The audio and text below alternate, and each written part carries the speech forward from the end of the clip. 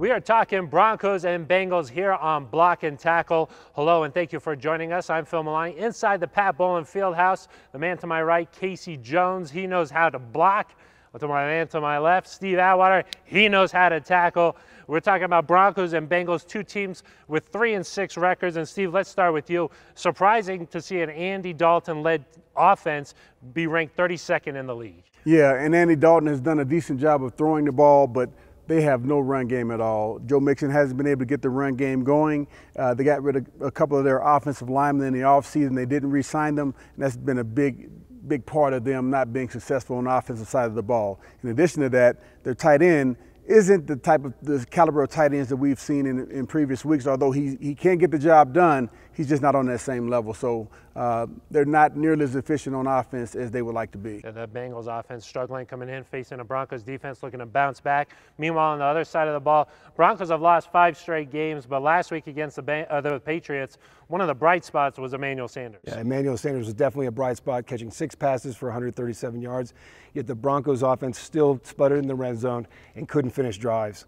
They're trading touchdowns for field goals, and they've been outscored by their opponent in the first quarter 55-12 over the last 6 games. Yeah, that's something we heard Mike McCoy talk about this week. Got to be a lot more precise in the tight red zone area there. What have you seen from this Bengals defense? Oh, they're full of talent, but over the season they've worn down. Darqueze Dennard, Adam Jones, and Geno Atkins. These guys are all high caliber, high performing players, but they cannot get off the field on third down. The last 3 losses, the Bengals have given up 50% efficiency on third down.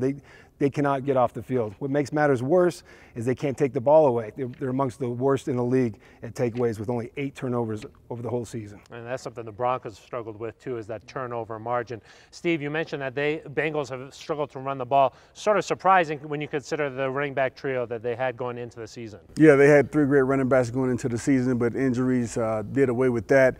Still, Giovanni is doing a great job when he gets in there. They try to pass he and Joe Mixon the ball a lot more so than run them, because it hasn't been efficient, and the front line hasn't been doing a terrific job of protecting for them. We've seen how opponents have really used that tight end like you were talking about. We saw Gronkowski have 70-something yards against the Broncos. No tight end really to worry about this week, would you say?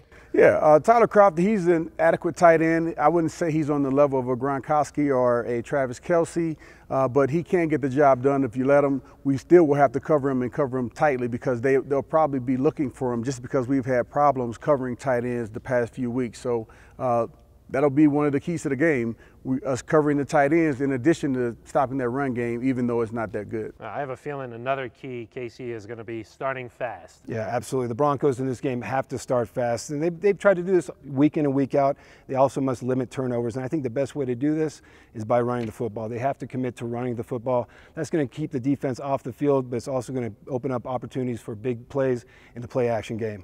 And I think they have a shot this week against the 25th ranked defense in the league. Yeah, it'll be good to get that ball in the box. That's what C.J. Henderson likes to say. All right, Steve, let's wrap this thing up here. What's one thought from the Broncos defense? Really needing a bounce-back game here. Yeah, definitely need a bounce-back game. Guys got to come out playing hard, playing scrappy, doing everything they can to get to the ball. We need to get to quarterback Andy Dalton. Von Miller and company needs to put all the pressure they can on him. And then on the secondary, we know they're going to try to get the ball to A.J. Green, and we got to have tight coverage on him. And if he catches passes, we got to be quick to tackle him and get him on the ground. That'll be a really great matchup this week. Aqib Talib versus A.J. Green, 2 of the best at their positions. Casey on the other side, Osweiler has got the bum shoulder. What do you think here? What's the key here? I think especially with Osweiler and the performances the last couple of weeks, they have to commit to the run, open up that play action, and then it's going to be DT and Emmanuel Sanders with a big play for the win. Well, 2, 3, and 6 teams. We'll see what happens. That's why they play the games on Sundays. All right, that's going to do it for us. For Casey Jones, Steve Atwater, I'm Phil Maloney. This has been Block and Tackle.